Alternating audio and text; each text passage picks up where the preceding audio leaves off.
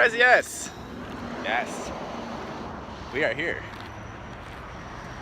Got some interesting pieces of metal here. Another one. There's so many interesting things in Fresno. It's laying on the ground. Somebody made this. Somebody took the time to twist together this piece of metal. Oops. So I could find it and try and figure out what it's all about.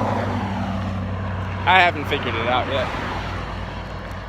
I'm just in the process of walking and getting sunburnt. Getting sunburnt as much as possible. And you know, checking out cows. Some cows crossing the way.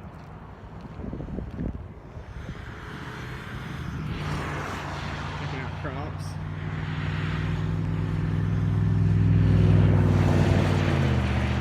I could go gallivanting through the corn. I've thought about that. I just don't know if the timing is correct for that. Plus they have these things at the top, you know? Uh-oh. You probably don't want to see that. That's a very flat, very dead bird. Anyway, the corn has those things at the top, you know, the pollen stuff, whatever that stuff is. The germination, the seed, the spores. Corn sex organs. I don't know what it is.